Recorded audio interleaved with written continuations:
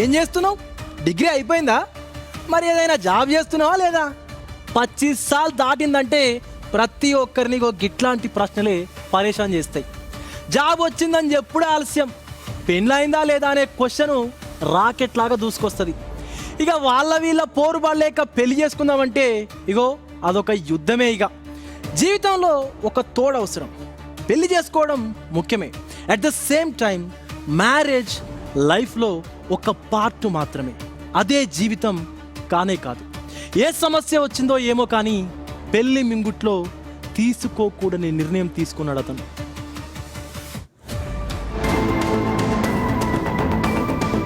Technology పెరుగుతుంది, కాలంతో పరుగులు తీస్తున్నాం. కానీ మనిషి తరం ఏమైపోతుందో ఒక్కసారి ఆలోచిస్తున్నామా? ఎవరి గోల వారతే. మనం బాగుంటే చాలు, పక్కోడు ఏమైనా పర్వాలేదు. అభివృద్ధి ఆకాశం వైపు దూసుకెళ్తుంది. మరి మానవత్వం అంద పాతాళానికి పడిపోతుందా? 1-2 కాదు, ఎన్నో ఘటనలు కళ్ల ముందున్నాయి. లగ్గం ఎప్పుడని ఓవైపు పెళ్లి కాని ప్రసాదులు బాధపడుతుంటే, మరోవైపు పెళ్లైన వివాహితర సంబంధాల మోజులో కొందరు నేరాలకు ఘోరాలకు పాల్పడుతున్నారు. బ్లూ డ్రమ్ ఫార్ములాలు భర్తలను హడలెత్తిస్తున్నాయి. ఇవన్నీ నడుస్తున్న చరిత్రలో కనిపిస్తున్న కథలు. కనిపించని మరో కోణం ఉందా? శ్రీ సత్యసాయి జిల్లాలో ఓ విషాద ఘటన అలాంటి చర్చకు దారితీసిందిప్పుడు. ఇతని పేరు స్వరూప్, సొంతూరు గొట్లూరు. విద్యుత్ శాఖలో కాంట్రాక్టర్ ఎంప్లాయీ, కానొక్క కొడుకు.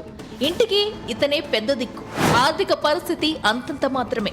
బంధుమిత్రుల పెళ్లి చేసుకోమని సూచించారు. మంచి సంబంధం కూడా వచ్చింది, మ్యాచ్ కుదిరింది. రేపో మాపో ఇక పెళ్లి. ఇంతలోనే ఇంట్లో విషాదం. ఏం జరిగిందో ఏమో, నట్టింట్లో శవమయ్యాడు స్వరూప్.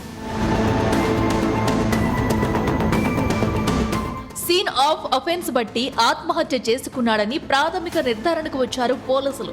విచారణలో భాగంగా డెడ్ బాడీని పోస్ట్ మార్టంకు తరలించారు. స్వరూప్ ఎందుకని అఘాయత్యం చేసుకున్నాడు? అనాలోచిత నిర్ణయంతో ఆత్మహత్య చేసుకున్నాడా? అంతలా అతన్ని వేధించిన సమస్యలేంటి? పెళ్లి ముంగిట్లో ఎందుకని ఈ అఘాయత్యం? అందరిలో ఇదే చర్చ. తమకేం తెలియడం లేదని వాపోయారు పేరెంట్స్, బంధువులు.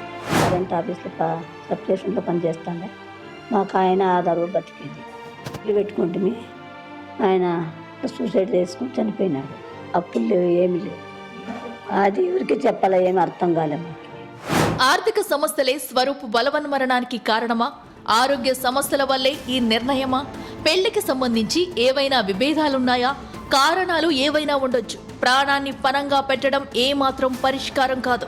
ఏ సమస్యలున్నా ఎవరితోనైనా షేర్ చేసుకోవాలి. చర్చిస్తే ఏదో ఒక దారి దొరకమానదు. గోరంత సమస్యలను భూతద్దంలా కొండంతలా భావించడం వల్లే ఇలాంటి అనర్థాలు. నా పేరు రామనారాయణ స్వరూప్, స్వర్గస్థులైనాడు. మా పెద్దమ్మ, మా పెద్దనాయన, మా జేజీ ఉంటారు ఇక్కడ. ఇంట్లో వీళ్ళు ముగ్గురే ఉంటారు. మా పెద్దనాయనకి మా జేజీకి కూడా హెల్త్ బాగాలేదు. మా ఇల్లు గెలవడానికి మొత్తం మా అన్ననే చూసుకునేవాడు. ఇప్పుడు అతను చనిపోయాడు. ఇప్పుడు ఇంటి దగ్గర వీళ్ళు ఇంటిలో చూసుకోవడానికి ఇక్కడంతా ఎవరు లేరు. ఇంటికి పెద్ద దిక్కుగా ఉన్న స్వరూప్ ఇప్పుడు లేడు.